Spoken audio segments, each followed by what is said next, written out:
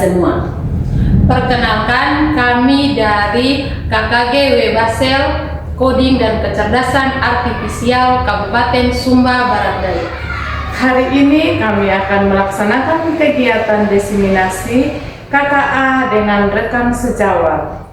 Hari ini, dalam video ini kami akan sharing tentang materi coding dan KA, berpikir komputasional, konsep dasar KA, dan pemanfaatan KA.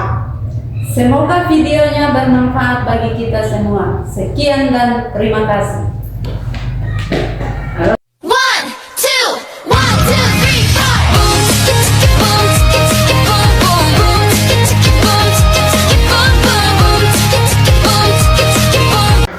Hai, perkenalkan nama saya Magdalena Lero.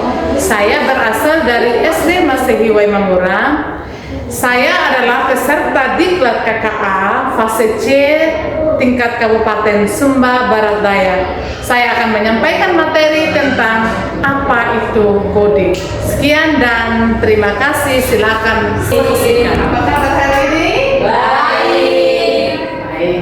Hari ini kita bertemu untuk kita membahas modul 1 ya. Namun sebelum itu, supaya kita lebih semangat lagi dalam kegiatan ini, kita akan ice breaking dulu. Kita ice breakingnya tepuk semangat. Ya, saya minta teman-teman bangun berdiri supaya kita ice breaking dulu. Oke, kita mulai. Tepuk semangat. Dan ding ding ding, dung dung dung, dan ding ding ding, dung dung dung, say, aha aha ma, aha aha na, aha aha semangat. Oke, silakan duduk kembali. Baik teman-teman, hari ini saya akan berbagi modul ajar tentang apa itu AI atau coding ya, atau intelijensi artificial intelligence. Kita lihat tujuan dari hari ini kita bersama-sama itu yang pertama adalah kita akan mengenal apa itu coding dan AI dan elemen coding serta AI. Coding. Apa itu coding? Coding adalah proses menulis serangkaian instruksi atau perintah menggunakan bahasa pemrograman agar komputer dapat melaksanakan tugas tertentu. Dan di sini maksudnya adalah kita yang memerintahkan itu aplikasi, kita yang berbicara, kita yang perintahkan, kemudian aplikasi itu mengikuti apa yang kita perintahkan, seperti itu ya. Tujuan dari coding adalah mengotomatisasi pekerjaan manusia. Artinya di sini apa yang kita perintahkan itu dia dengan otomatis ya, itu yang dia akan munculkan. Kita mengerti apa itu coding tadi itu. Jadi coding itu adalah sesuatu yang dimasukkan lalu atau sesuatu yang diperintahkan itu yang akan dikeluarkan oleh aplikasi tersebut, seperti itu. Terus yang kedua, membuat aplikasi game dan situs web. Dengan adanya AI ini, itu mempermudah kita mau buat games apa, kita mau buat ini aplikasi apa, situs web, dan juga di situ kita bisa membuat semua seperti itu. Terus yang ketiga adalah logika dan berpikir komputasional. Di sini kita dilatih untuk kita berpikir secara komputasional seperti itu ya. Nah, apa itu AI? AI adalah kemampuan mesin untuk meniru kecerdasan manusia, yakni seperti berpikir belajar, memecahkan masalah dan membuat keputusan. Berarti di sini apa yang kita ucapkan itu, contoh ya, kalau di Google ya, di Google ACC, di situ apa yang kita ucapkan itu yang akan dikeluarkan oleh Google dari aplikasi tersebut, seperti itu. Lanjut.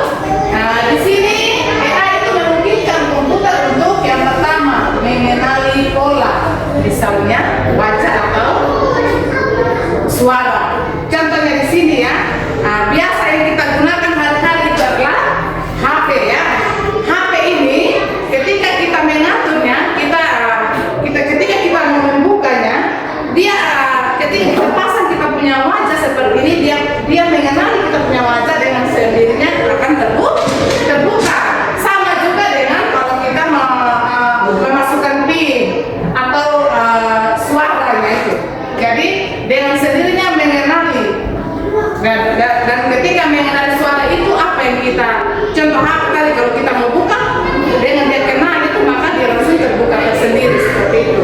Terus yang kedua adalah mempelajari data. Artinya di sini data apa yang kita mau olah di situ, apa yang kita mau buat, di situ dia akan mengolahnya. Dengan di situ dia akan memunculkan data tersebut yang valid ya, artinya yang mudah kita pahami seperti itu.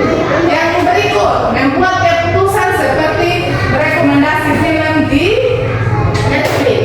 Berarti contoh kalau di YouTube itu ya kita bisa dia merekomendasikan film apa yang kita akan mau nonton selanjutnya seperti itu ya. Terus yang berikut berkreasi. Di sini kita bisa membuat gambar, musik. Kalau musik itu kan kita bisa membuat itu dari aplikasi Sumo namanya. Di situ kita bisa mencari kita mau yang seperti apa musiknya. Tinggal kita menuliskan, kita meminta AI membuatkan kata-katanya, nanti dimasukkan di aplikasi Sumo, dengan sendirinya akan tercipta sebuah lagu yang kita akan mau atau yang akan kita gunakan seperti itu. Lanjut. Elemen-elemen dalam coding dan AI itu.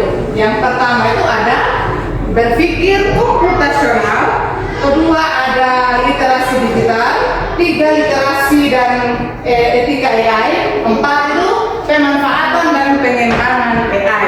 Berpikir komputasional itu ada 4 komponennya. Yang pertama adalah dekomposisi, kedua adalah pengenalan pola, tiga abstraksi, dan keempat itu adalah algoritma.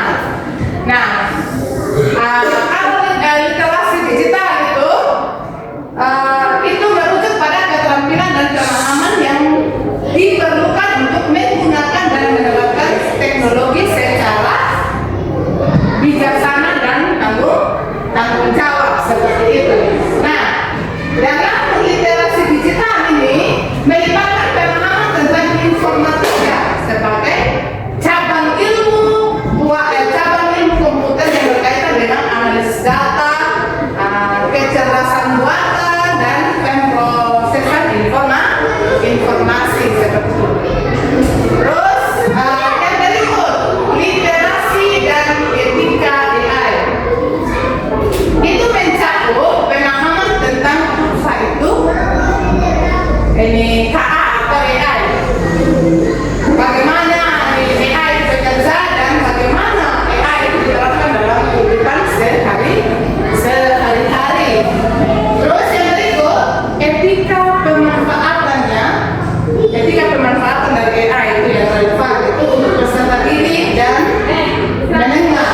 Itu mencakup aspek, yaitu yang pertama adalah kesadaran akan bias dan ketidakadilan dalam KA merupakan hal yang sangat penting. Yang kedua adalah tentang privasi penggunaan. Yang ketiga adalah tanggung jawab. Empat adalah keterbukaan dan transparansi dalam algoritma dan data AI yang sangat penting. Pemanfaatan pengembangan AI itu ada beberapa yang perlu kita kenalkan kepada peserta didik. Yang pertama itu adalah pengenalan suara teknologi dalam memanfaatkan AI untuk mengubah ucapan teks menjadi interpretasi lintas suara. Contohnya kalau dalam Google Translate gitu ya, apa yang kita omong atau ada bahasa yang kita tidak mengerti, kita bisa dia akan bisa mengubahnya jadi teks, atau kita berbicara sejak kita minta, nanti dia akan keluarkan apa dari bahasa asli yang kita tahu tadi. Yang kedua adalah pengenalan gambar AI, juga digunakan untuk mengidentifikasi objek, wajah, pola dalam gambar atau video. Contohnya itu dalam penggunaan TikTok, ini P16 ya, itu bisa mengubah kita punya wajah tadi yang jadi cantik. Iya, benar ini Pak. Jadi seperti itu ya. Yang ketiga, analisis data, rekomendasi dan prediksi teknologi AI. Yang keempat adalah pemanfaatan AI. Contohnya dari cabang AI yang mampu menciptakan konten baru seperti teks, gambar, suara, video, dan atau kode berdasarkan data yang telah dipelajari sebelumnya. Terakhir, kesimpulan itu, kecerdasan buatan merupakan teknologi yang membawa perubahan besar di berbagai bidang. AI membuka banyak peluang, namun juga menghadirkan tantangan yang perlu diantisipasi. Dengan pemahaman dan penggunaan yang bijak, kita dapat memaksimalkan manfaat AI untuk kemajuan bersama. Jadi seperti itu ya, dari modul ajar. Itu yang saya bisa sharingkan dengan teman-teman, yang saya bisa bagikan. Sekarang kita masuk pada diskusi ya. Mungkin dari penjelasan tadi, dari yang saya bagikan tadi, mungkin dari teman-teman ada yang bisa ditambahkan atau ada yang ditanyakan, silahkan.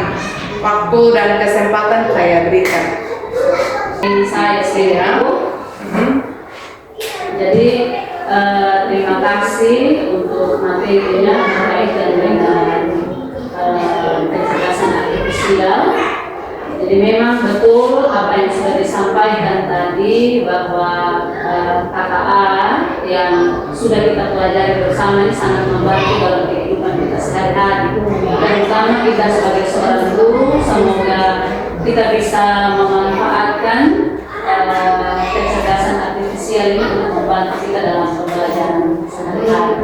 Dan jangan lupa juga, jika kita kembali ke sekolah kita masing-masing, ada ide yang kita dapatkan, kita bisa berbagi di grup, kita bisa sama-sama berkembang, sama-sama bisa terapkan di sekolah kita masing-masing. Mungkin itu saja. Terima kasih dari Ibu Mima atas masukannya. Mungkin ada lagi dari teman-teman.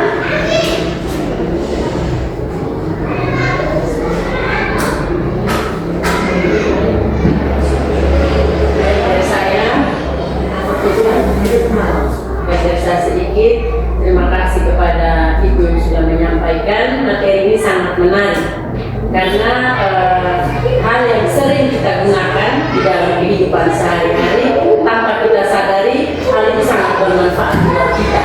Seperti tadi yang Ibu jelaskan, penggunaan handphone untuk kita bisa mengetahui sesuatu berdasarkan suara. Jadi saat kita mengucapkan sesuatu, dengan sendirinya apa yang kita mau, apa yang kita inginkan, dia bisa terbaca di situ. Itu sangat menarik buat saya. Hal ini akan membuat saya untuk terus belajar, karena kita sebagai pendidik, hal ini sangat membantu kita dalam proses pembelajaran kita, baik dalam sekolah maupun di lingkungan luar. Itu saja Ibu. Terima kasih Iba untuk masukannya. Mungkin untuk pembahasan materi dari saya sekian. Kalau memang tidak ada lagi, saya akhiri. Sekian dan terima kasih.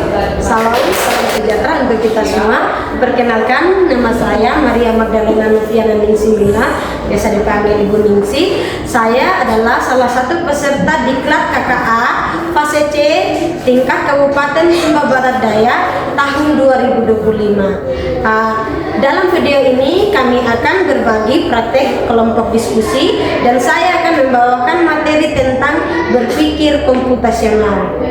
Sekian dan terima kasih. Selamat pagi teman-teman semua. Selamat pagi. Apa kabar hari ini? Baik. Tuhannya kita semua hari di tempat ini dalam keadaan yang sehat walafiat. Jadi hari ini saya akan menyampaikan materi, kita akan saling berbagi, saling sharing. Materi yang akan saya sampaikan ini topiknya tentang berpikir komputasional. Nah, sebelum saya menyampaikan materinya, ada baiknya kita memulainya dengan ice breaking biar kita bisa konsentrasi, bisa fokus, bisa semangat dalam kegiatan sebentar. Jadi saya minta kesediaan teman-teman untuk kita berdiri semua, kita ice breaking. Ice breaking lagu dance ring.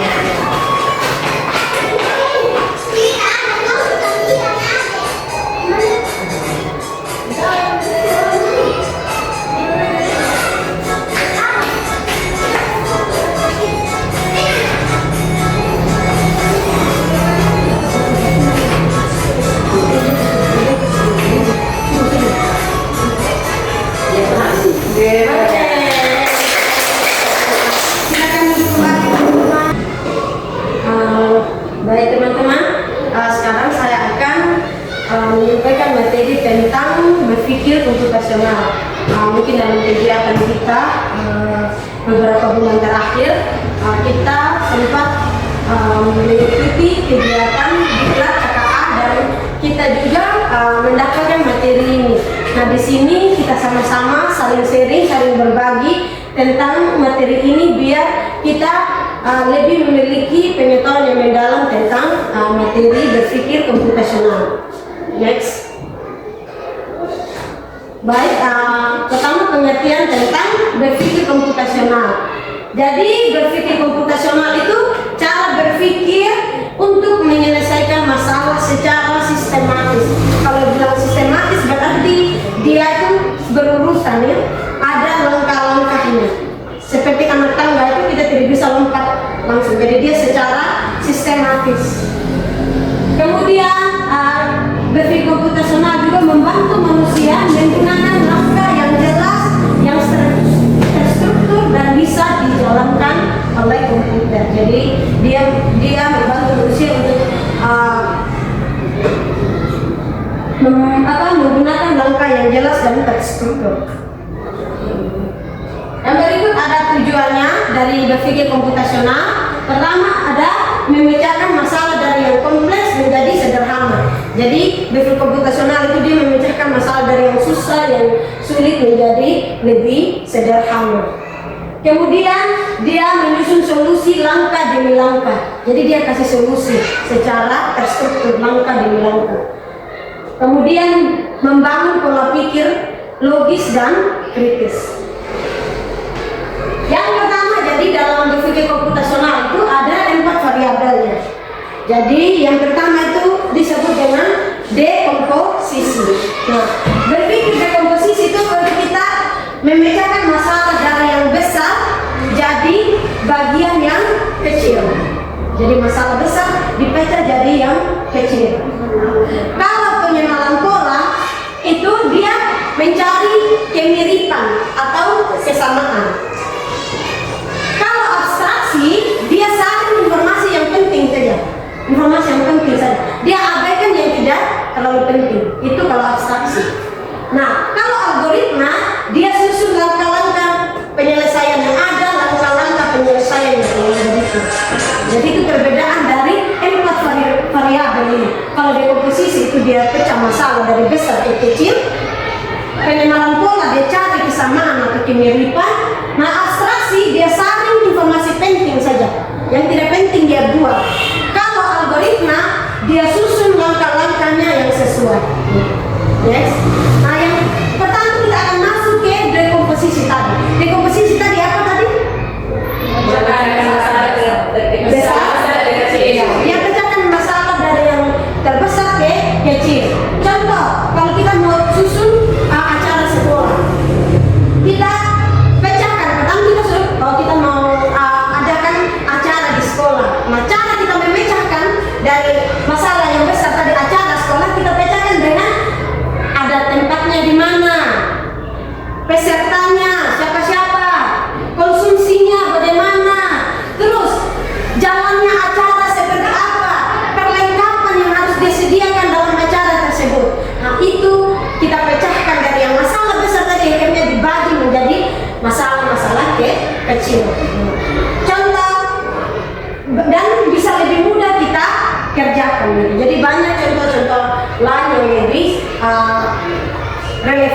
kehidupan sehari-hari kita.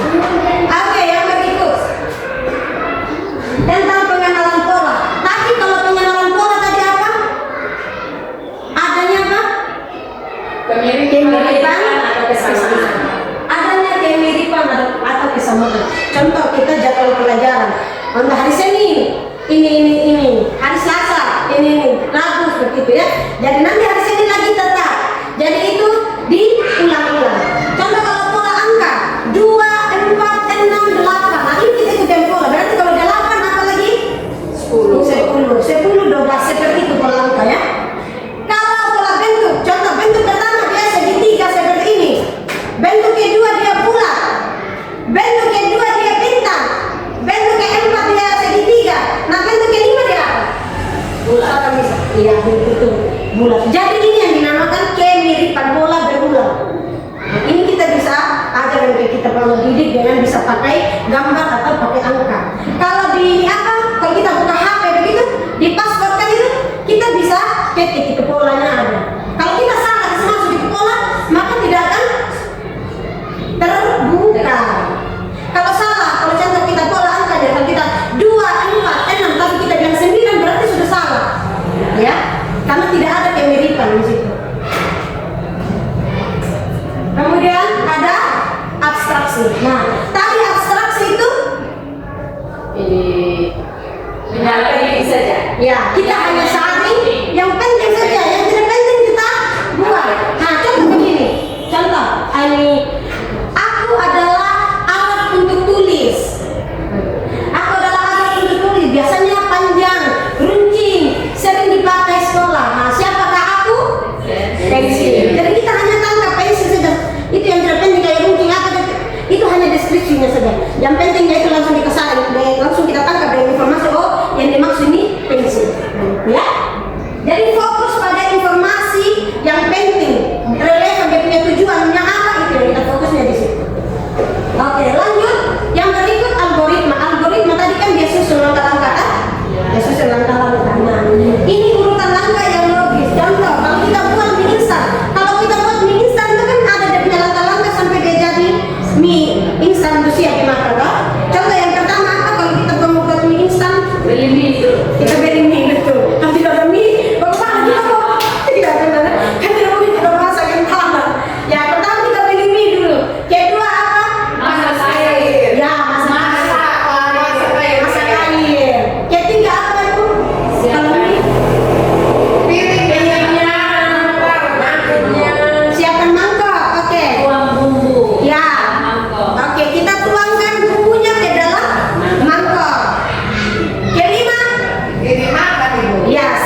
Kita tuang tuangkan air ke dalam mie tadi yang ada di dalam wadah atau di dalam mangkok. Kemudian kita diamkan sekitar 2 atau 3 menit. Jangan diamkan 2 hari, nanti Iya. rasanya Nanti mati. Kalau diamkan 2 hari langsung mati. Jadi, makanya kita diamkan hanya cukup 2 menit ya, ingat cukup 2 menit. Nah, setelah 2 menit maka siap mie siap dimakan.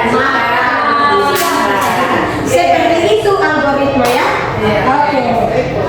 Nah, di dalam proses berpikir komputasional juga itu dibutuhkan ada namanya pola AIPO. Nah, pola AIPO itu ada input, proses atau output. Nah, kalau input itu data yang dimasukkan di sistem. Kalau proses pengenalan data untuk dapatkan hasil. Nah, kalau output itu hasil akhir. Contoh, kita pakai mesin cuci ya. Yang jadi input di mesin cuci ini ada pakaian, deterjen, ada air. Nah, yang jadi prosesnya ketika ini mesin dia aduk ini. Nah, ketika dia cuci ini baju, itu yang namanya proses. Nah, outputnya apa? pakaian Pakaian yang sudah bersih itu adalah outputnya seperti itu. Kalau contoh kalau di filter wajah, berarti out ini inputnya wajah manusia, prosesnya apa? Bersih. Ya prosesnya ketika kita pasang kamera di kita punya muka, kemudian dia AI dia kenal kita punya pola wajah. Hasilnya adalah wajah yang sudah dimodifikasi itu. Oke, seperti itu pola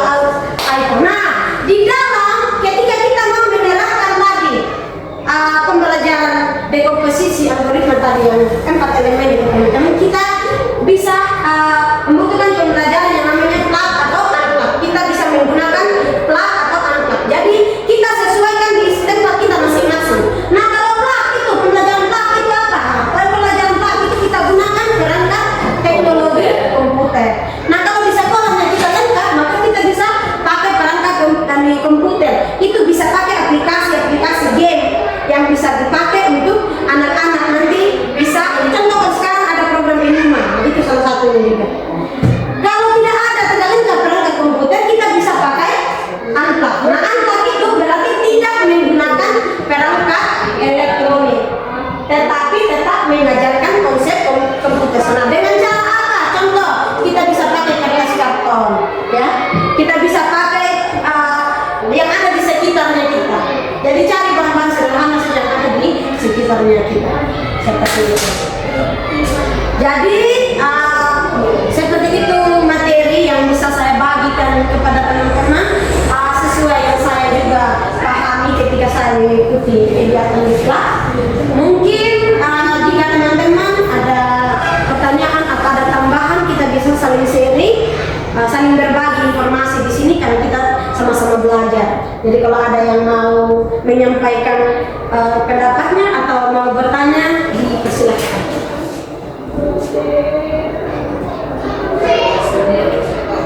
Ya, kita saling sharing. Oke. Bisa berbagi, saling sharing. Kita lihat bagaimana dengan materi teman-teman bisa dipahami. Satu. Kira-kira apa yang dipahami, Bu Medi? Coba bisa sharing yang Bu Medi tangkap dari penjelasan kalian. Itu terdiri dari 4 elemen, yaitu komposisi, mencari masalah yang besar dari bagian yang kecil. Contoh tadi saat kita ingin membuat acara bersama tahu, kita bisa membagi masalah besar tersebut menjadi masalah-masalah kecil. Lalu yang kedua, abstraksi, dan yang ketiga pengalaman pola, dan yang keempat algoritma kita menyusun matematika penyelesaian. Oke. Terima kasih Bu Medi. Ya. Ada yang mau sharing lagi tentang, siapa tahu ada yang punya pengetahuan, yang sudah memiliki pengetahuan sebelumnya tentang ini. Kita bisa saling sharing dan berbagi. Mungkin yang terkait algoritma itu kita bisa jadikan mulai dari sekolah. Kita menyuruh siswa membawa botol dan rumah, lalu persiapkan game, lalu langkah-langkah untuk mencuci baju. Kita bisa mengajarkan itu mereka sekali. Misalnya pikir komputasionalnya masuk dalam hobi, lain kedua dan ketiga kita mengajarkan mereka masalah. Ada beberapa contoh-contoh lainnya juga yang bisa kita terapkan. Terima kasih Ibu Ima. Ya, apa lagi yang Ibu Iba mungkin ada informasi tambahan? Ibu Putih, kalau mau bertanya bisa. Ini yang masuk. Ya, baik, mungkin mengenai pengenalan pola untuk mencari kesamaan atau keunikan. Di sini saya belum terlalu paham. Kira-kira proses penerapan itu seperti apa? Terima kasih Iba atas pertanyaannya. Jadi kalau dalam fase kita kelas 6 itu tadi saya bilang kita bisa pakai pola angka. Kita bisa kalau mau angka genap dari kan paling sederhana sudah 2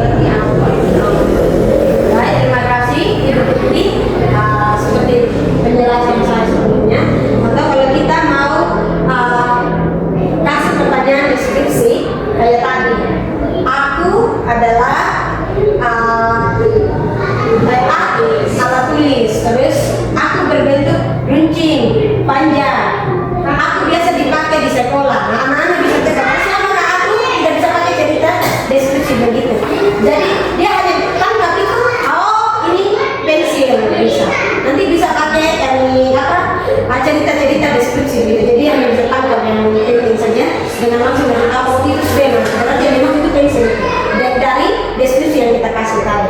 Contoh, aku adalah seorang penyanyi. Contoh kalau kita mau kasih album sendiri, aku adalah seorang penyanyi. Judul lagu yang aku bawakan tak ada logika. Aku adalah penyanyi perempuan Indonesia. Siapakah aku? Nah dari lagu tak ada logika. Kalau kita tahu, kalau anak-anak tahu judul lagu, pasti mereka langsung bilang, oh itu Agnes Monica. Tak ada logika. Ya, oke. Bagaimana sudah? Baik. Terima kasih teman-teman untuk sharing kita hari ini, berbagi informasi. Di sini kita sama-sama belajar, sama-sama berbagi informasi, dan terima kasih karena sudah mengikuti materi dari saya. Sekian dan terima kasih. 3. Perkenalkan, nama lengkap saya Yemima Yanti Dastedeke. Saya biasa disapa Ibu Mima. Saya bertugas di SD Negeri Letegarona di Desa Kalingara, Kecamatan Wijiwa Tengah, Kabupaten Sumba Barat Daya. Saya adalah salah satu peserta Diklat Coding dan Kecerdasan Artifisial, dan hari ini kami membuat sebuah video berkaitan dengan berbagai praktik baik di kelompok kerja, dan saya sudah menyelesaikan itu. Dan materi yang saya sampaikan yaitu dari modul 3 berkaitan dengan konsep dasar kecerdasan artifisial. Terima kasih. Selamat pagi teman-teman. Hai. Apa kabar hari ini? Hai. Luar biasa. Setelah kurang lebih hampir 12 hari kita berlelah-lelah mengikuti Diklat KKA, hari ini kita bertemu lagi dalam kelompok kecilnya kita untuk kita berbagi bersama hal-hal apa yang bisa kita sampaikan di sekolah kita masing-masing. Dan hari ini saya membawakan modul 3 yang berkaitan dengan konsep dasar kecerdasan artifisial. Jadi nanti dalam pembelajaran ini dalam materi yang saya sampaikan ini kita akan sedikit memahami hal-hal yang bersifat hal-hal atau dasar-dasar dari kecerdasan artifisial. Yang pertama berkaitan dengan pengertian dari kecerdasan buatan atau AI. Nah, ini adalah cabang ilmu yang berfokus pada penciptaan sistem atau mesin yang mampu meniru kemampuan kognitif manusia. Jadi AI itu adalah sistem yang diciptakan oleh manusia, di mana di situ dimasukkanlah data-data yang kemungkinan bisa diserap lalu akan menghasilkan satu keputusan yang mungkin bisa dipakai oleh manusia.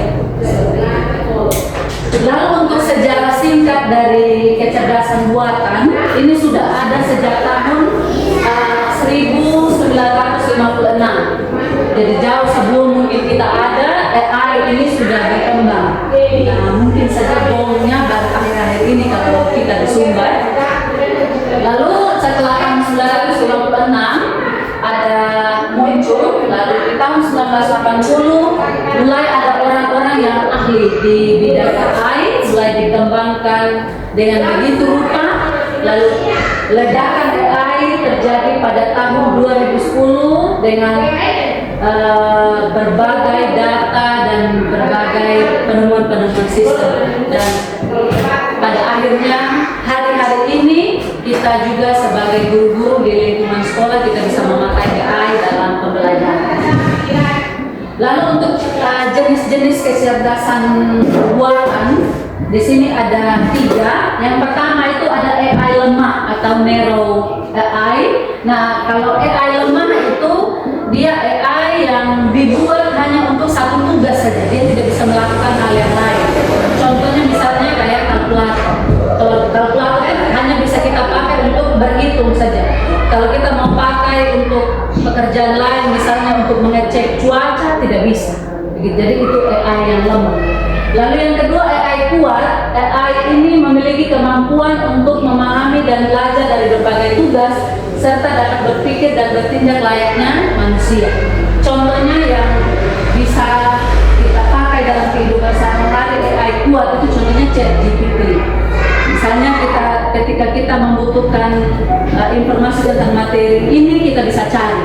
Lalu sebentar ketika kita butuhkan informasi apa lagi kita bisa minta dia lagi dan dia bisa menghasilkan itu. Jadi dia menghasilkan berbagai macam informasi kalau AI yang kuat. Lalu yang ketiga, super AI itu adalah tingkat kecerdasan buatan yang lebih tinggi yang mampu melampaui kemampuan kognitif manusia di berbagai bidang. Nah, ini mungkin bisa kita temukan untuk saat ini di Indonesia. Saya kurang tahu apakah sudah digaungkan atau belum, tapi kalau di luar negeri itu sudah ada robot-robot yang ketika ditanya bisa menjawab dan bahkan jawabannya dia itu melebihi manusia. Jadi dikatakan super AI. Jadi semoga saja tidak menggantikan kita manusia, semoga kita lebih pintar dari AI. Lalu penerapan untuk AI, kecerdasan buatan, di sini ada kesehatan, ada keuangan, transportasi. Mungkin 3 saja yang saya taruh, tapi bisa juga di dalam dunia pendidikan kita sebagai seorang guru. Nah, untuk kesehatan ini sudah ada kecerdasan buatan yang bisa membantu dokter itu untuk mendiagnosa penyakit. Lalu untuk keuangan ada AI yang bisa menganalisis pola transaksi untuk mendeteksi aktivitas yang mencurigakan dan mencegah penipuan. Mungkin juga kayak yang bisa kita nonton di Metro TV kalau pagi-pagi itu IHSG, kita tahu tentang naik turunnya rupiah. Itu juga saya rasa pasti dari sebuah sistem yang diciptakan yang bisa mendeteksi kekuatan rupiah itu setiap hari. Lalu untuk transportasi ada mobil yang bergerak sendiri tanpa pengemudi, hanya bisa dikontrol lewat remote control, ya dia jalan saja kemana begitu. Lalu kalau di dunia pendidikan kita bisa istilahnya ada berbagai macam aplikasi-aplikasi yang bisa kita pakai itu untuk membantu kita di dalam pembelajaran di kelas. Lalu untuk manfaat kecerdasan buatan itu sendiri, yang pertama itu ada efisiensi dan otomatisasi. Jadi seperti tadi yang saya bilang, ketika kita membutuhkan informasi yang cepat dan tidak membutuhkan waktu lama, kita bisa minta ChatGPT langsung membuatkan itu untuk kita, lalu kita bisa menarik kesimpulan sendiri. Begitu. Itu membuat kita untuk efisiensi waktu, tidak terlalu lama waktu yang kita butuhkan untuk mengerjakan sesuatu karena sudah dibantu dari informasi yang ada itu. Lalu untuk otomatisasi itu pemrosesan data dalam pengambilan keputusan dan layanan pelanggan. Misalnya kalau dalam Canva, kalau kita membutuhkan PPT yang istilahnya lengkap dan waktunya sangat mepet, kita bisa suruh dia buat pakai sudah, itu tinggal kita kembangkan sendiri. Lalu pengambilan keputusan berbasis data, AI dapat menganalisis data dalam jumlah besar dan memberikan wawasan yang akurat untuk pengambilan keputusan. Jadi contohnya ini misalnya kalau kita disuruh membaca satu buku yang istilahnya 1000 halaman dan kita disuruh membuat esai dari buku itu, kalau kita baca buku 1000 halaman ini kan agak membutuhkan waktu yang cukup lama. Terus kalau ketika kita baca lagi, untung kalau nyangkut di kita punya otak apalagi dengan berbagai pekerjaan rumahnya kita. Jadi kalau misalnya mau, tinggal kita tambahkan bukunya di situ, lalu kita suruh dia untuk buat kesimpulan, langsung muncul kesimpulannya. Dan itu bisa membantu kita untuk pengambilan keputusan berbasis data yang kita sudah masukkan. Nah, dibalik dari manfaat yang ada itu ada tantangannya juga dan ada risikonya. Yang pertama di situ adalah etika dan bias algoritma. AI atau AI dapat mencerminkan bias yang ada dalam data yang digunakan untuk melatihnya.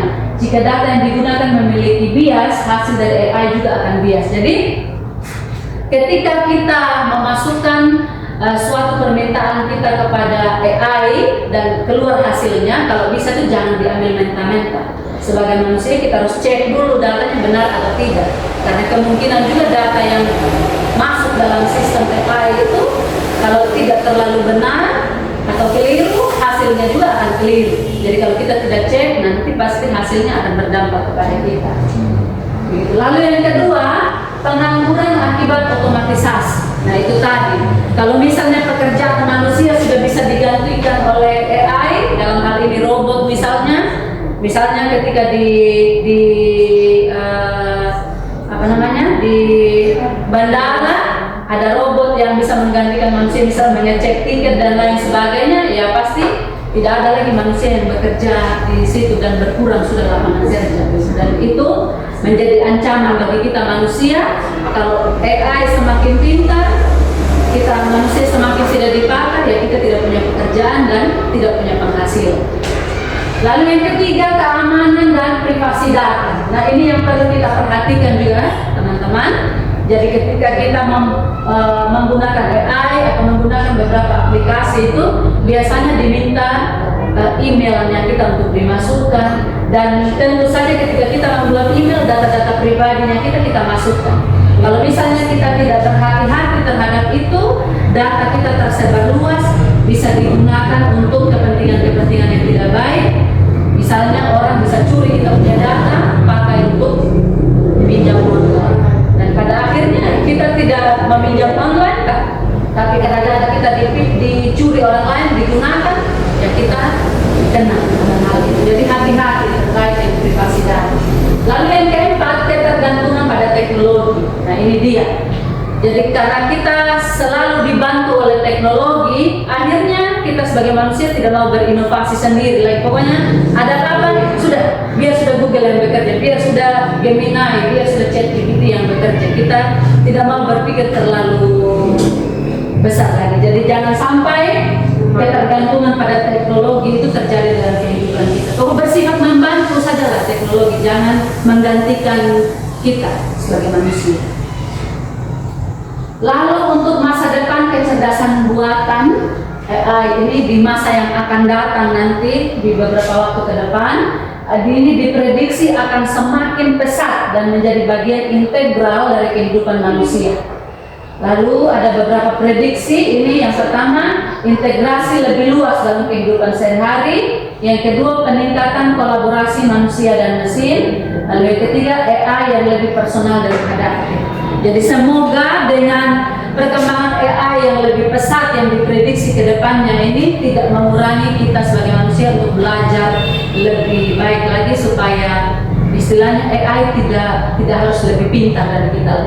Ya sekalipun dia lebih pintar, tapi dia tidak punya nalar kritis yang berpikir seperti kita sebagai manusia. Iya, dia tidak memiliki hati, dia tidak memiliki perasaan. Pokoknya dia hanya bekerja by data. Demikian itu materi yang bisa saya bagikan kepada kita semua teman-teman berkaitan dengan konsep dasar kecerdasan artifisial. Kalau ada hal-hal yang ingin ditambahkan, ada diskusi dari teman-teman, bisa disampaikan. Ya, silakan Ibu Ningsi.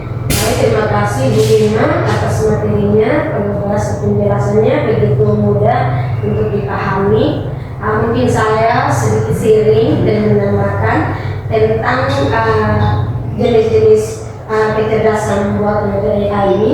Seperti AI kuat itu mungkin sekarang yang lebih banyak berbeda dan dipakai oleh content creator, dipakai di media sosial kayak Gemini itu.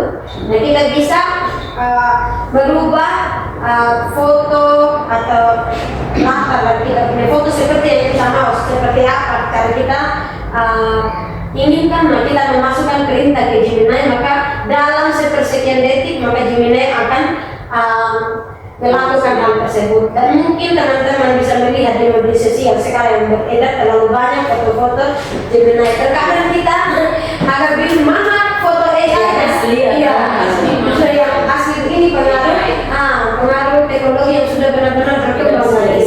Kalau kita tidak pintar mengikuti juga arus perkembangan ini, maka kita akan ditelan oleh arus perkembangan ini. Jadi kita sebagai seorang guru juga harus benar-benar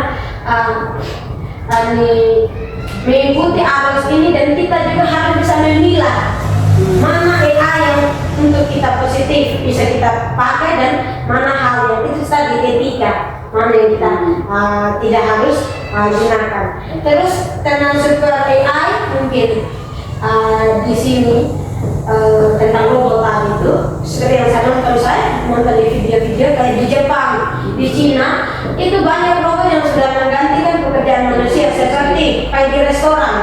menonton video itu di restoran, ada robot yang sudah berperan sebagai waiters, yang sudah melayani pelanggan. Kemudian ada robot yang sudah berperan sebagai kasir. Jadi di dalam satu toko itu kayak contoh jualan mie, saya lihat di Korea di video itu ada satu robot. Jadi di situ tidak ada manusia yang jaga, hanya ada robot tersebut. Jadi robot ini yang mengawasi semua tindakan kita ketika kita masuk, apa yang kita ambil, itu semua robot yang melakukan pekerjaan ini. Dan tentunya tidak digaji ya, Iya, seperti manusia. dan hal ini, itu tadi seperti yang Ibu bilang, terancam buat kita manusia, karena akan menghilangkan pekerjaannya kita. Kalau sudah digantikan oleh robot semua, maka akan dihilangkan oleh robot pekerjaannya kita mau kerja ya, tidak bisa lagi. Dan efek ketergantungan AI tadi, efek ketergantungan karena seperti yang kita lihat sekarang banyak sekali yang sudah tergantung dari filter itu. Karena kita sudah tidak percaya diri, Pak. Tidak percaya diri. Pas kita pakai filter, orang bilang komen like, banyak yang suka, mulai membangun rasa kepercayaan dirinya kita. Akhirnya kita mulai tergoda untuk terus pakai. Nah, ketika kita pakai kita akan kecanduan sudah. Kalau sudah kecanduan akan sulit lepas dari hal itu. Ketika kita mau lepas dan pas kita kembali pada kenyataan kita tidak bisa menerima hal itu akan jadi ancaman dan masalah untuk kita tentang AI tadi. Jadi mungkin itu yang sedikit yang saya singgung di kelompok diskusi. Dan semoga tidak mengurangi rasa percaya diri kita tampil apa adanya. Kadang orang kan kalau apa itu pakai AI itu kayak tampil ingin sempurna, pas giliran kita langsung ini siapa? Jadinya tidak dikenal lagi. Saat kita sudah tergantung dengan AI. Sebelum maksudnya kita tidak tergantungan dengan kecanduan. Sudah menggantikan, kita tidak menghilangkan rasa kepercayaan diri kita. Jadilah kita yang apa adanya. Oke, terima kasih. Ya, silakan. Baik, Oke, baik Pak, terima kasih atas kesempatan yang diberikan. Sangat menarik materi mengenai konsep dasar kecerdasan artifisial, terutama mengenai jenis-jenis kecerdasan buatan. Nah, di sini tadi menarik itu mengenai robot yang canggih. Nah, sedangkan di kondisi lingkungan sekolahnya saya di sana itu jaringan internet tidak ada dan lain sebagainya. Nah, dalam robot ini kita bisa menggunakan yang seperti penyampaian sebelumnya itu yang metode unplug ataupun plug itu. Nah, di situ kita bisa menggunakan permainan robot-robot di situ. Jadi kita bisa menggunakan instruksi dari siswanya kita memerintahkan kepada anak-anak sehingga satu jadi robot yang lain jadi instruksi. Sehingga anak bisa tahu kerja robot seperti itu. Mungkin di daerah yang tidak jangkaunya internet. Nah, saya rasa itu mungkin efektif juga dalam pembelajaran coding ini. Saya rasa seperti itu. Sangat efektif bahkan kalau seperti itu. Justru kalau pakai seperti itu akan lebih mudah dipahami. Lebih menarik, ingin belajar dan belajar lagi. Teman-teman kami merasa Itu yang nanti saya terapkan di sekolah.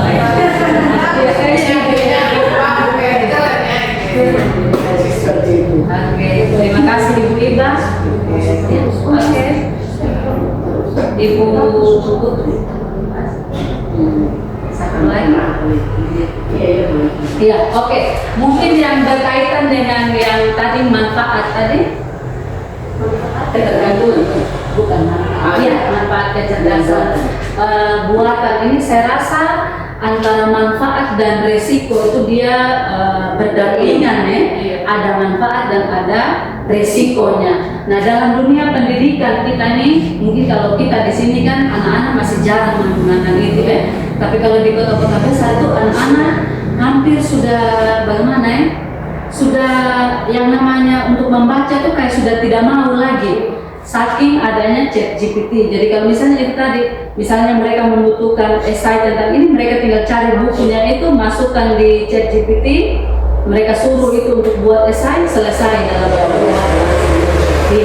Dan saya rasa mungkin dari segi efisiensi waktu bagus, tapi dari segi istilahnya berpikir kritis, lalu pemahaman peserta didik tidak ada, karena mereka tidak pernah baca. Oh, yang penting saya mengerjakan tugas. Jadi hal-hal ini yang perlu kita antisipasi ke depan. Kalau kita punya siswa itu sudah mulai menggunakan AI, itu hati-hati sekali supaya istilahnya berpikir tajam itu kan perlu kita bawa terus sampai kita kembali ke Tuhan begini. Jadi supaya tidak digantikan oleh mesin, istilahnya kalau pisau atau parang itu tidak diasah, ya tidak akan tajam. Sama juga dengan kita punya otak, kalau tidak dipakai untuk berpikir kritis, tidak dipakai untuk memahami sesuatu yang kompleks, lama-lama otaknya kita juga ya tumbuh begitu, dan akan susah untuk diajak berkembang ke depan. Iya, makanya guru juga, kita guru harus benar-benar lebih cerdas daripada ini mesin. Kita harus benar jeli lihat ini anak-anak yang sudah paham pakai sekarang. Kita guru harus lebih dari itu. Makanya kita guru dituntut dan tetap harus ikut ini perkembangan dalam budaya. Kalau untuk guru-guru SD, saya rasa mungkin tantangan kita jauh lebih kecil ya daripada yang SMP atau SMA, yang sudah, apalagi yang SMA, SMK itu yang sudah hampir tiap hari dengan HP, hampir tiap hari dengan laptop. Saya rasa ketika mereka mengerjakan tugas pun sudah langsung di komputer dan lain sebagainya. Karena kebebasan selalu bawa handphone di sekolah. Iya, jadi bisa digunakan terus. Jadi karena kan sebenarnya tergantung dari kita bagaimana penerapannya kita di sekolah. Kalau kita bisa batasi penggunaannya, ya otomatis manfaat dan risiko itu jauh. Tapi kalau seandainya tidak ada batasan di situ, ya otomatis dia akan beriringan manfaat dan risikonya. Oke, baik, terima kasih diskusinya teman-teman. Semoga ini bermanfaat bagi kita semua, baik di sekolah maupun di lingkungan di mana kita berada. Terima kasih. Perkenalkan, nama saya Sri Hartuti Gamalo. Saya berasal dari SD Negeri Wita. Saya peserta coding dan KA fase C tingkat Kabupaten Sumba Barat Daya. Dan saya membawa materi tentang pemanfaatan kecerdasan artifisial. Saksikan. Terima kasih. Shalom. Sekali lagi, shalom. Semua sehat hari ini? Sehat. Baik, Bapak Ibu Guru, dalam rangka kita mempersiapkan generasi emas 2025. Generasi emas. Kita tentunya kita akan mempelajarkan coding terhadap anak-anak kita.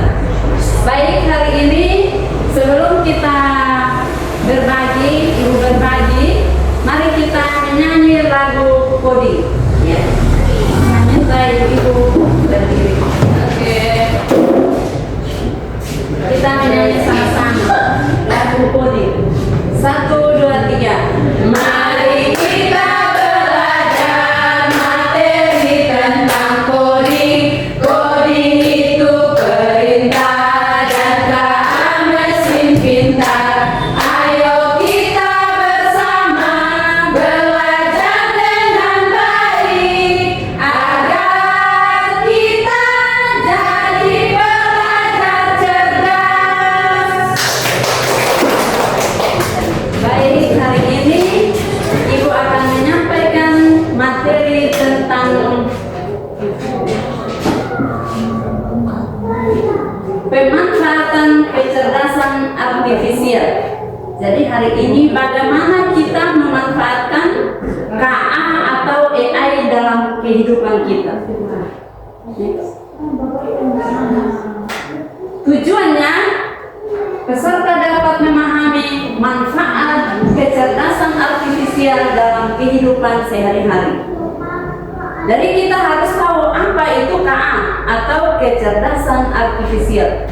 KA atau kecerdasan artifisial itu adalah kemampuan komputer atau mesin untuk berpikir dan bertindak seperti manusia. Jadi kita ketahui bersama bahwa komputer itu atau mesin dia berpikir seperti manusia dan bertindak seperti manusia. Nah, kita ya kalau guru yang ada di kota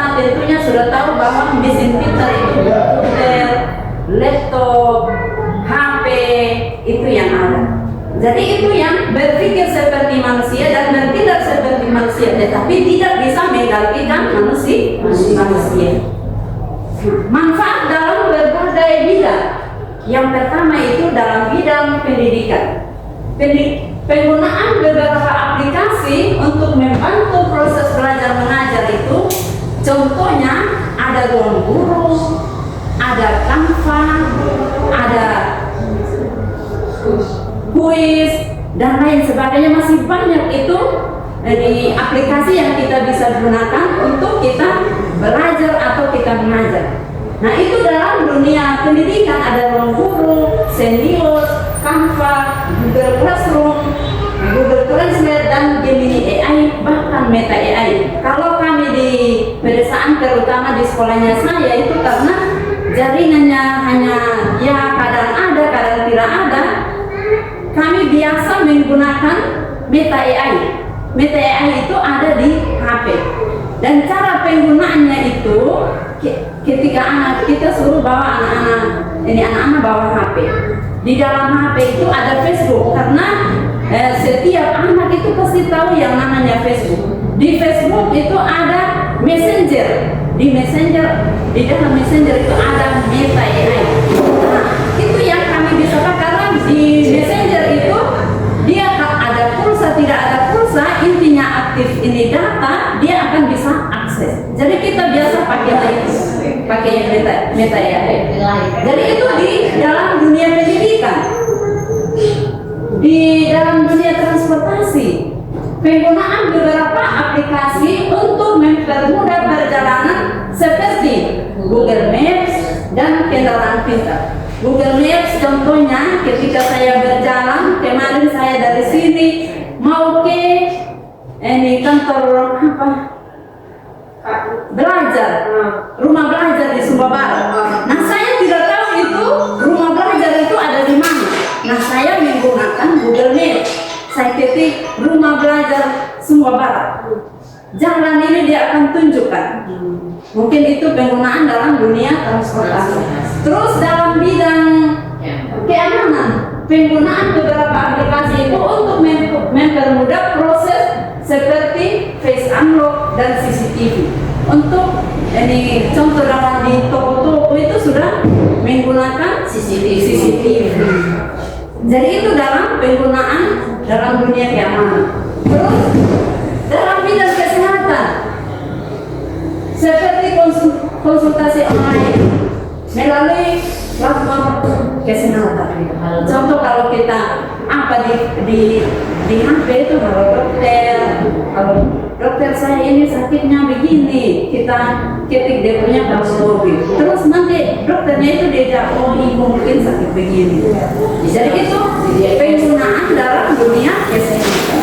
Jadi kalau dalam dunia pendidikan, terutama di sekolahnya saya, Bapak Ibu, saya gunakan itu Meta AI, karena di sekolah itu hanya itu yang bisa anak-anak bisa akses.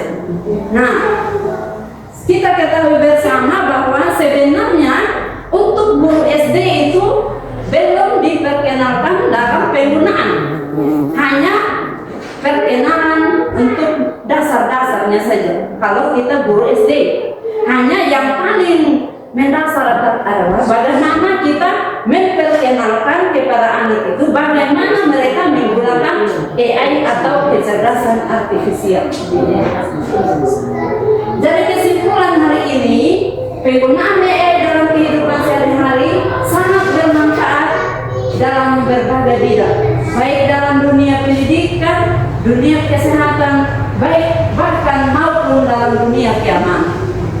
Mungkin sampai di sini materi hari ini. Mungkin ada Bapak Ibu yang mau bertanya. Ibu semua. Silakan. Bapak yang Bapak sekian dan terima kasih. Baik, Baik, terima kasih untuk penjelasan materinya. Jadi saya sedikit berbagi, karena kita sebagai guru, jadi saya fokusnya di bidang pendidikan. Dalam bidang pendidikan ada banyak aplikasi yang membantu kita untuk meringankan pekerjaannya. Kita contoh, kalau kita mau buat belum ada, kita bisa minta ChatGPT untuk memberikan referensi ya, bukan dia yang mengerjakan lalu kita copy paste ya. Kita untuk memberikan referensi bisa dari Gemini, ChatGPT, kita ambil referensi itu kemudian kita modifikasi sesuai dengan yang terjadi di sekolahnya kita. Jadi kita sesuaikan apa yang ada di sekolahnya kita. Jadi AI ini sangat untuk khusus bagi saya pribadi juga, selain dalam pendidikan tadi, AI ini sangat membantu sekali seperti saya. Contoh dalam kayak saya berfokus di sebagai content creator. Nah ini sangat membantu saya dalam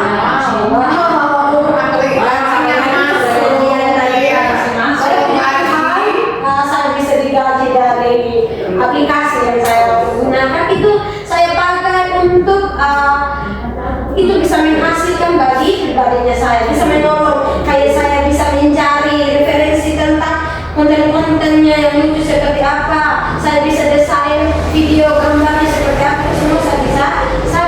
Saya secara pribadi sudah menggunakan menggunakan AI dan sangat bermanfaat bagi kami. Seperti itu sharing dari saya. Baik, terima kasih Ibu Ningsi yang sudah berbagi bagaimana penggunaan AI dalam yang Ibu Ningsi sudah pakai terlebih khusus di ChatGPT. Betul sekali apa yang disampaikan oleh Ibu Ningsi bahwa ChatGPT itu sangat membantu. Nah, hanya tugas kita guru bagaimana kita ATM, amati, tiru, dan modifikasi ketika kita ambil itu modul ajar. Baik, itu terima kasih Ibu Ningsi. Ya, terima kasih. Mungkin masih ada lagi yang mau berbagi atau mau menambahkan, kesempatan saya persilakan.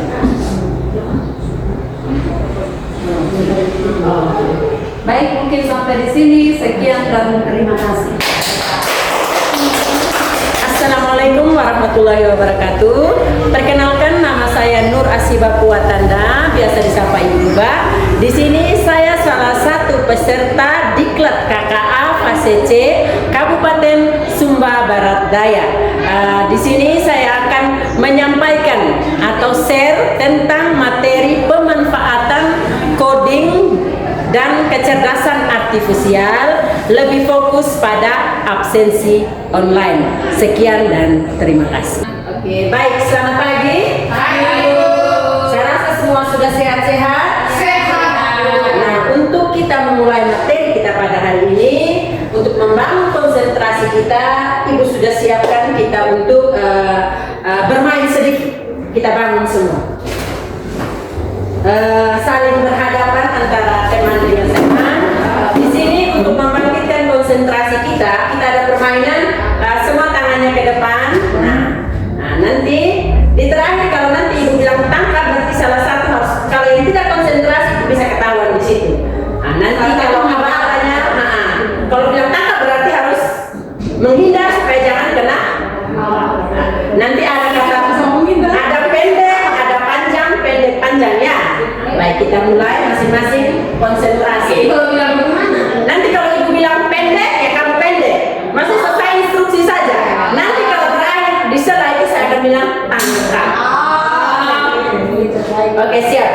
Yang pertama, panjang, pendek, pendek, pendek, panjang, pendek, tangkap. Oke, baik, terima kasih.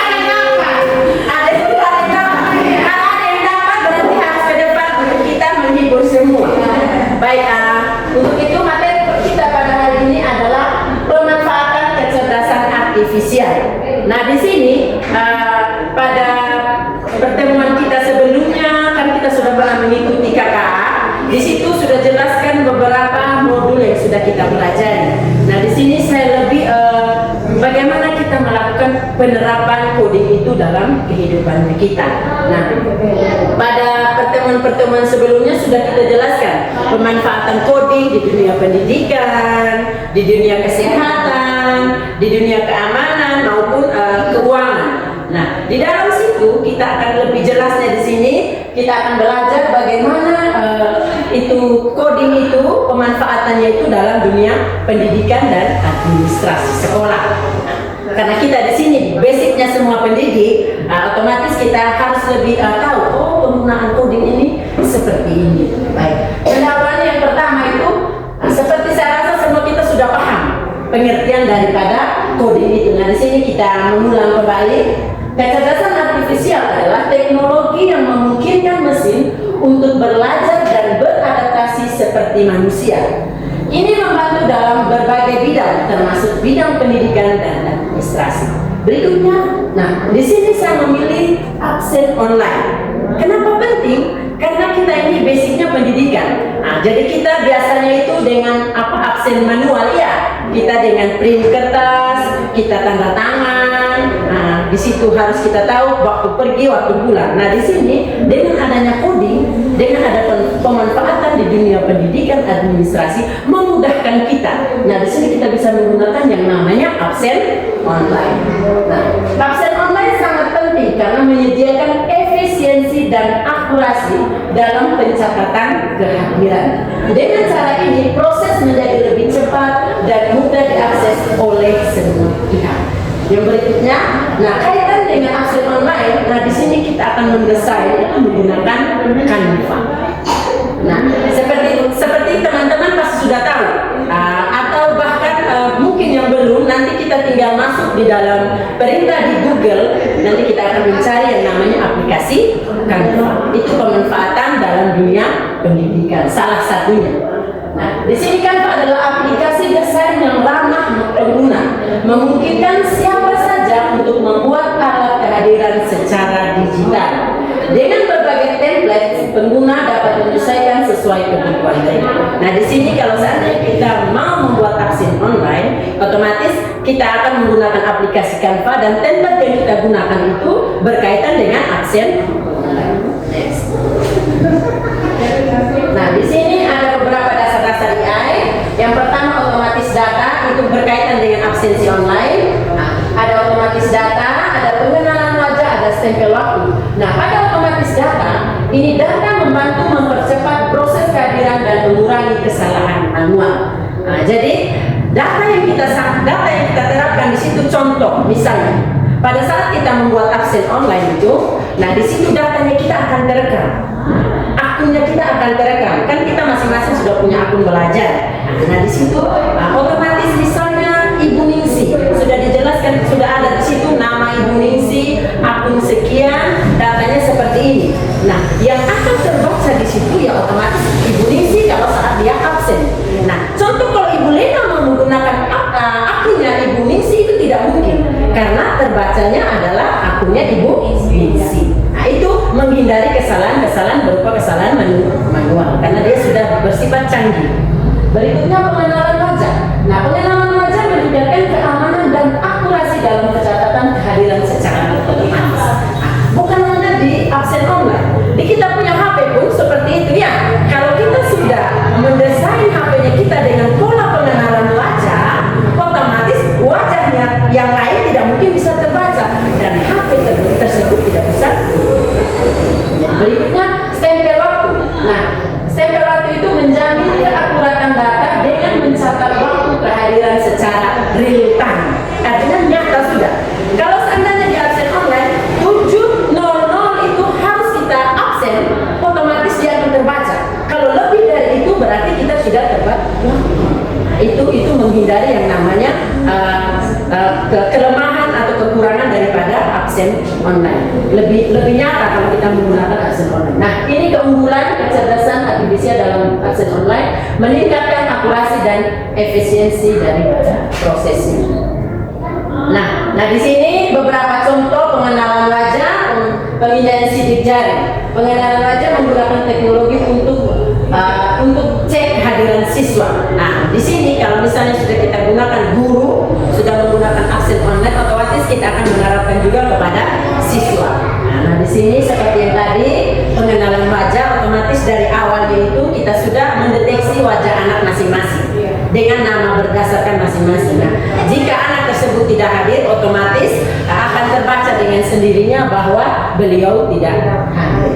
Nah, sedangkan pemindaian sidik jari, metode cepat untuk menangkap kehadiran secara akurat. Nah, sidik jari juga hal yang sangat akurat juga di sini, karena setiap kita memang kita memiliki jari yang sama, tapi sidik jari kita akan berbeda.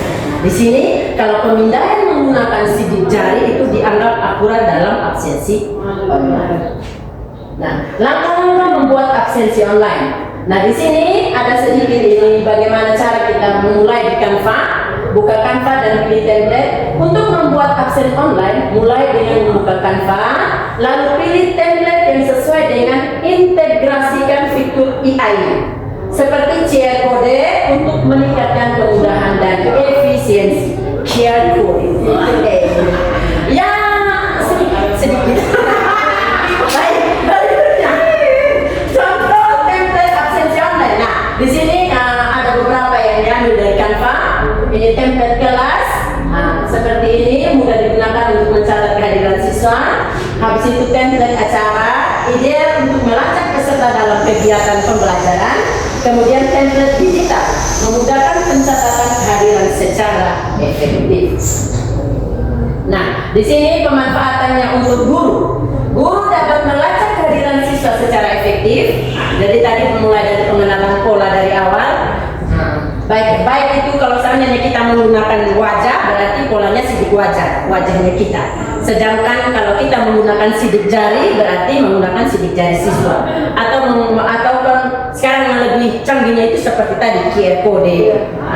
Tidak bisa langsung terbaca di situ melalui kode yang dikirimkan. Kemudian penyelenggara acara bisa mengelola. Oh ya, ini untuk kekaitan dengan acara kan sekarang itu lebih ke undangan-undangan di artis itu lebih privasi. Jadi kalau kita datang hanya tinggal kita menunjukkan saja lewat handphone. Nah, di situ langsung terbaca. Oh, dia masuk di dalam undangan. Jadi seperti itu.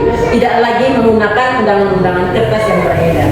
Berikutnya kehadiran. Nah, seperti yang sudah kita jelaskan, kehadiran secara akan dikelola dengan lebih efisien jika kita menggunakan absen online. Teknologi membantu dalam memudahkan proses absen. Jadi semua hal ini itu kaitannya dengan teknologi, kaitannya dengan coding. Nah, apapun instruksi yang kita masukkan, seperti tadi, kalau coding kan instruksi kita menyampaikan. Nah, kalau seandainya dari awal pola wajahnya kita salah atau ini kita punya sidik jari salah, otomatis tidak akan terbaca kita. Yang ada itu orang lain. Nah, jadi inilah cara AI itu membuat kita lebih mudah sebenarnya. Nah, sekarang tergantung dari kita bagaimana cara kita menerapkan dalam kehidupan, khususnya di dunia pendidikan. Nah, jadi ini manfaatnya secara umum, menggunakan AI melalui Canva membuat pembuatan absen online menjadi lebih mudah, efektif, dan modern. Dengan fitur otomatis, pengguna dapat menghemat waktu dan meningkatkan akurasi dalam pencatatan kehadiran. Contoh, kita kan kalau guru masuk, kalau seandainya kita menggunakan absen manual, otomatis kita akan membaca satu persatu. Ibu Lena, ada ibu Tuti, ada ibu. Otomatis itu memakan waktu, sehingga kurang efisien dalam kita mengajar. Kalau kita menggunakan absen online, anak-anak tinggal muka terbaca hadir atau sidik jari terbaca hadir. Jadi seperti itu ya. Jadi baik, ini sedikit seperti tadi kita atau yang lalu pada saat kita diklat, kita sudah pernah mendengar yang namanya resiko dengan pemanfaatan itu berbarengan. Nah, di sini sama juga. Adapun keunggulan lebih tinggi daripada absen online. Ada beberapa keunggulannya, dia lebih cepat daripada absen manual. Yang berikutnya akurat karena sistem otomatis mengenali data siswa. Berikutnya data tersimpan aman di komputer atau cloud. Terus yang ketiga, guru tidak perlu menghitung kehadiran secara manual. Biasa di sekolah itu kan kalau ada piket datang hadir berapa sekian, jadi kita masih pakai menghitung lagi. Nah, di sini sudah otomatis terjawab dan dia terekam langsung di misalnya satu sudah namanya aplikasinya itu inti misalnya di kantor. Nah, otomatis sudah tahu kelas ini hadirnya sekian, tidak hadirnya sekian, itu yang namanya absen online. Bisa diakses kapan saja dan di mana saja. Macam kita guru, seandainya mungkin kita ada halangan, jadi kita bisa kendala untuk kita, jadi kita bisa menyampaikan kalau kita sudah absen, hanya saja kita masih ada keperluan lain. Ramah lingkungan karena tidak memakai kertas. Jadi tidak perlu lagi salah print, buang print. Nah itu yang namanya ramah lingkungan, tidak lagi menyusahkan kita. Nah di sini ada beberapa contoh absen online, bisa menggunakan Google Form. Jadi itu absen daring, Face itu tadi itu menggunakan muka, pengenalan wajah, atau aplikasi sekolah digital, e-learning, SIM sekolah dan lain sebagainya. Baik, jadi itu beberapa hal mengenai absen online. Jadi mungkin hanya sampai di sini teman-teman, mungkin ada sharing atau ada lagi hal baru lainnya, silakan disampaikan. Di sini kita bukan berarti saya memberi materi saya tahu semua. Jangan sampai teman-teman, ibu-ibu bahkan lebih tahu dari saya. Nah di sini kita saling melengkapi kekurangan dan kelebihan kita. Mungkin kita bisa berdiskusi sehingga bisa menambah materi kita mengenai yang namanya pemanfaatan daripada coding atau AI. Mungkin saya silakan teman-teman. Ya. Oke, ini sih. Baik, terima kasih penjelasan dari kita yang begitu luar biasa ini tentang pemanfaatan AI dalam kehidupan sehari-hari. Mungkin saya mau sharing sedikit tentang pemanfaatan ini, khususnya kita mungkin di sini kan materinya lebih spesifik tentang absen online. Tadi kan sudah begitu banyak lebar Ibu menjelaskan tentang absen online ini, itu sangat memudahkan kita untuk bisa kalkulasi mana yang absen, mana yang hari ini hadir, ada yang izin, gitu ya. Itu sudah sangat membantu dan juga efisiensi waktunya kita.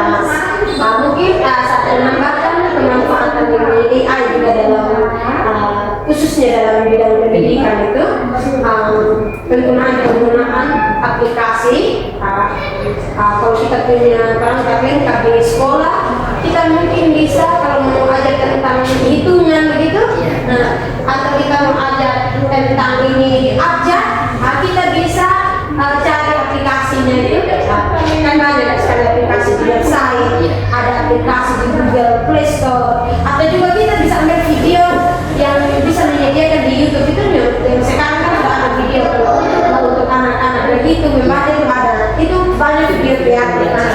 Jadi itu kalau kita memiliki perangkat yang lengkap, internetnya yang cepat.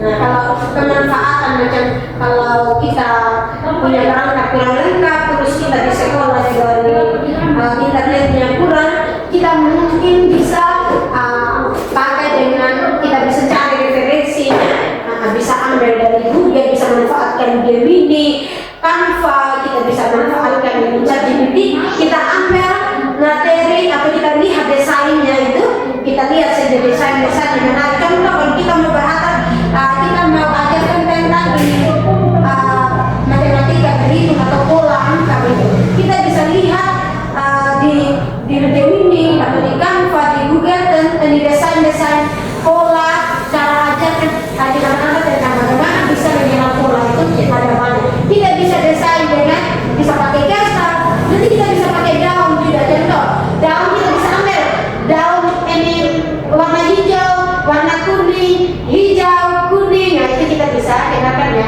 pemanfaatan sederhana di anak. Mungkin seperti itu. Baik sekali itu untuk daerah-daerah yang jaringan internetnya itu tidak terjangkau. Jadi metode yang dibuatkan itu seperti yang disampaikan oleh Ibu Ningsih. Kayaknya menarik sekali karena tidak selamanya ini internet ada. Karena di pelosok ini pasti sudah jaringan internet itu agak sedikit terganggu. Jadi bagaimana kreativitasnya kita guru sehingga pembelajaran itu menjadi menarik, membuat anak-anak ternyata belajar begini lebih seru. Tidak harus selamanya menggunakan handphone atau internet. Seperti itu. Mungkin masih ada Dari saya sebenarnya terima kasih penyampaian materinya Ibu. Materinya hari ini sangat menarik. bagus dan untuk materi saat ini yang berkaitan lebih spesifik pada absensi ya. Kalau saya tidak salah dengar tadi itu yang mengenai absensi itu, contoh kalau kita terlambat bisa kita absen duluan atau apa gitulah, itu untuk mengenai waktu. Nah, kalau yang sering saya lihat atau yang saya baca di internet gitu kan, mungkin salah satu di sini sekarang kan untuk absen online-nya, di situ juga dia sudah share tempatnya, harus titik koordinatnya, sehingga contoh misalnya untuk kegiatan atau contoh di sekolah ya, kita boleh absen dari rumah berarti kita duduk di sini, itu kan kelemahannya juga. Seharusnya kita share juga titik koordinatnya di mana sehingga titik kita absen, berarti kita ada di tempat itu betul. Nah itu salah satunya.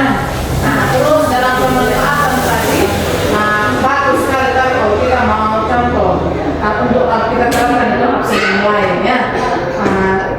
Sekarang mungkin hanya kantor-kantor saja ya. Kalau kita sekolah ya, kita sekolah apalagi kita SD kayak sosial itu. Mungkin tadi itu yang lebih menariknya kayak kita buat absensi dari dibantu oleh Canva itu yang lebih menarik ya.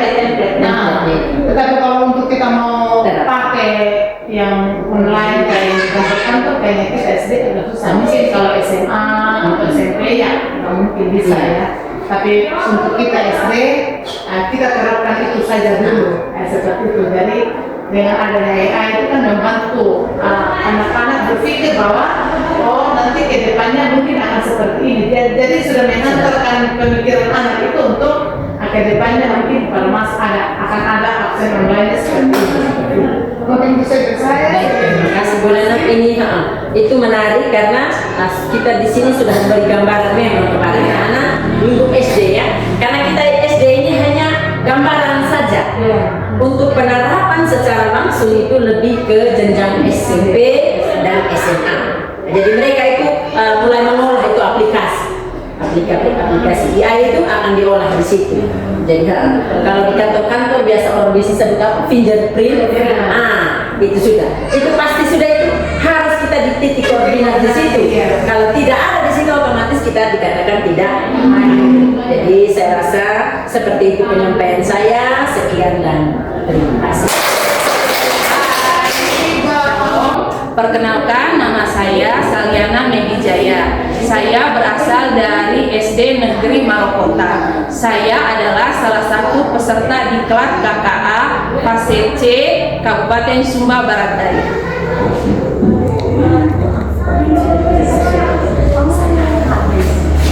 Ya, saya akan membawakan materi tentang pemanfaatan kecerdasan artifisial. Fokusnya pada penggunaan aplikasi Google Lens. Terima kasih. Selamat pagi teman-teman. Baiklah teman-teman, hari ini kita akan saling sharing tentang hasil diklat pelatihan coding dan kecerdasan artifisial. Nah, tadi kita sudah belajar tentang pelatihan coding, lalu kecerdasan artifisial, terus bagaimana cara memecahkan masalah. Tadi ada 4 elemen, yaitu dekomposisi, abstraksi, pengenalan pola, dan algoritma. Sekarang tibalah kita ke materi tentang pemanfaatan kecerdasan artifisial. Nah, fokusnya hari ini yaitu tentang penggunaan aplikasi Google Lens. Tadi Ibu sudah jelaskan tentang absen online, Ibu Tuti juga sudah jelaskan tentang aplikasi yang lain. Sekarang saya menjelaskan tentang penerapan aplikasi Google Lens.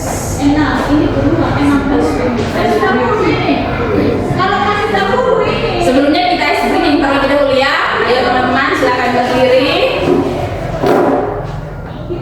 Biar fokus dan semangat ya. Tepuk 1, tepuk 2, tepuk 3, tepuk 4, tepuk 5, 2 kali tepuk 5,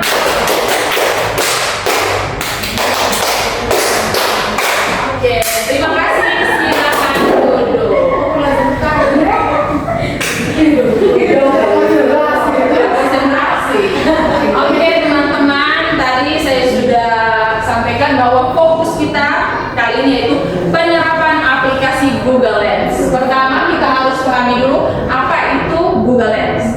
Jadi Google Lens itu teman-teman adalah aplikasi canggih yang memanfaatkan kecerdasan artifisial untuk membantu pengguna mengenali objek, teks, dan gambar dalam waktu nyata melalui kamera yang ada di HP kita.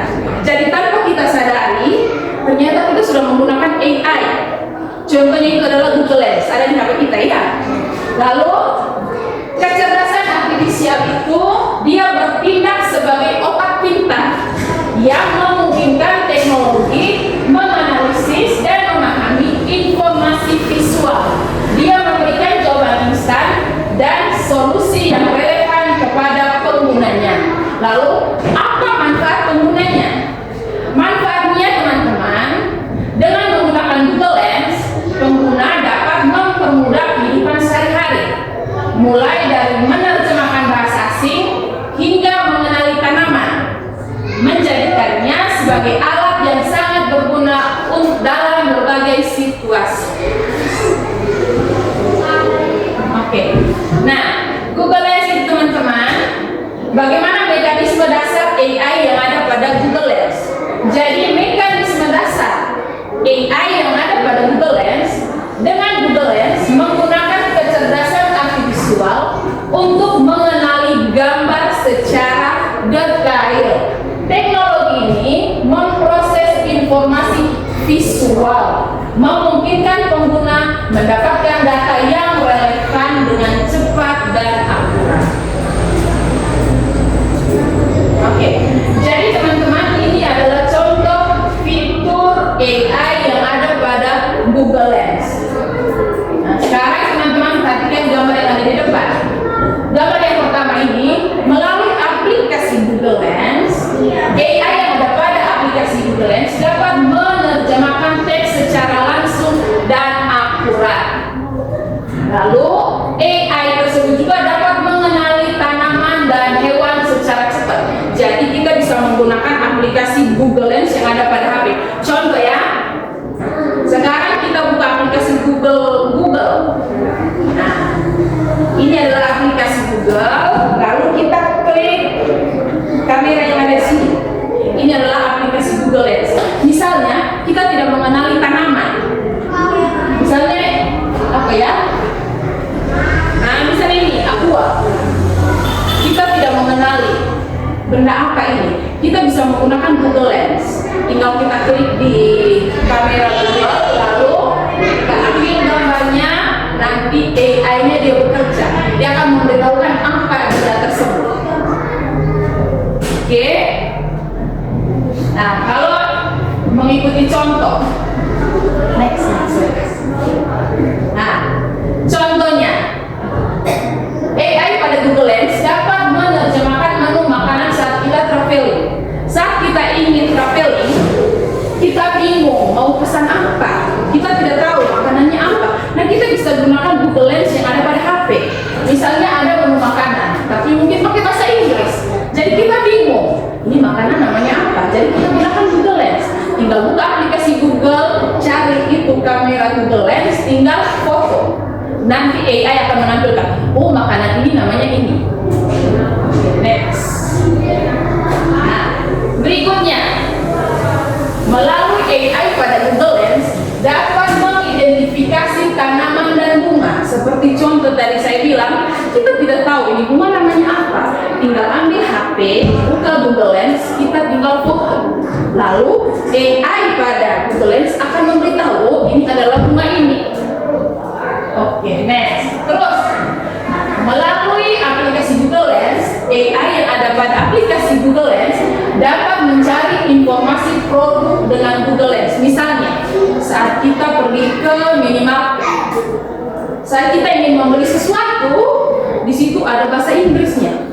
Kita bingung, ini artinya apa? Melalui aplikasi Google Lens, kita bisa menerjemah. Oh, ternyata ini artinya begini.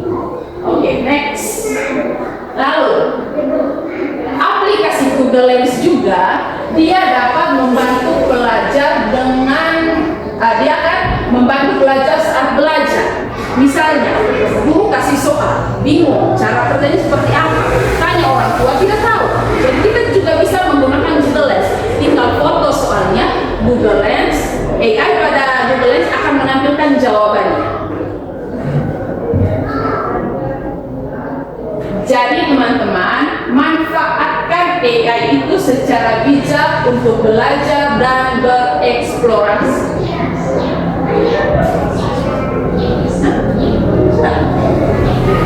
Baik teman-teman, sampai di sini penerapan tentang aplikasi Google Lens.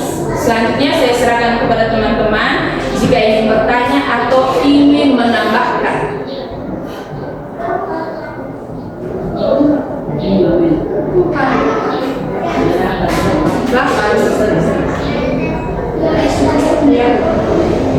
Iya, Ibu Ningsi. Terima kasih Ibu Megi atas penjelasannya tentang pemanfaatan Google Lens. Materi ini sangat bagus dan ini sangat membantu sekali untuk kita, apalagi sekarang kan semua pegang di Android. Jadi kalau kita macam pergi makan kalau contoh punya uang begitu kita pergi di luar negeri, ini sangat membantu sekali. Karena kan kalau kita pergi di luar negeri pasti berbeda bahasa dan budaya di sana. Kita bisa memanfaatkan aplikasi ini untuk membantu kita. Seperti ini kita mau pilih makanan yang kita suka, karena pakai bahasa asing kita tinggal pakai itu. Kalau kita mau berbicara, kita bisa pakai manfaatkan aplikasi ini.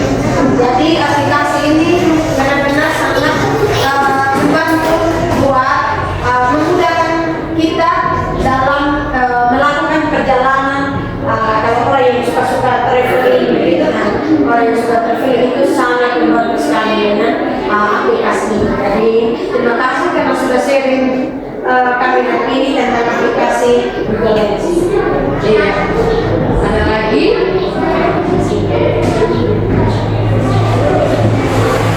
Baik, terima kasih. Saya sedikit. Ya, silakan Ibu. Menarik sekali materi tentang Google Lens. Karena fitur ini sering kita gunakan. Saya pribadi sering saya gunakan ketika hal itu kadang saya malas untuk membaca. Jadi hal paling cepat adalah menggunakan Google Lens. Nah, ketika hal baru atau hal apa di situ yang kurang saya pahami, seketika sedetik itu juga jawaban itu ada. Jadi itu hal-hal yang kadang membuat kita malas berpikir sebenarnya, tapi lebih memudahkan semuanya. Jadi kadang itu yang membuat kita sebenarnya tidak baik. Tapi kita hanya senang dengan hal-hal seperti ini. Tapi semua yang instan. Tapi karena kita mengikuti perkembangan teknologi, apalagi kita pendidik, jadi nanti dikatakan ketinggalan kalau kita tidak mengikuti. Jadi ya bukan terpaksa, kemauan juga karena memudahkan kita. Jadi saya rasa hal ini sangat menarik dan sangat membantu untuk kita di dalam dunia pendidikan. Itu saja, terima kasih. Barangkali ada dari teman-teman yang lain. Baik, dan saya ingin ikuti. Terima kasih atas penyampaian dari Ibu, dan saya bersyukur hari ini saya bisa mengikuti kegiatan ini. Terus terang Ibu, kalau sebelumnya itu saya tidak tahu apa penggunaan itu Google Lens. Dan hari ini ketika Ibu menjelaskan bahwa Google Lens ini gunanya seperti ini, ternyata ini gunanya. Jadi hari ini saya bersyukur sekali bisa ikut kegiatan ini dan tahu apa kegunaan dari Google Lens. Terima kasih Ibu. Sekian dan terima kasih. Oke, baiklah teman-teman, sekian dari saya. Waktu selanjutnya saya serahkan kepada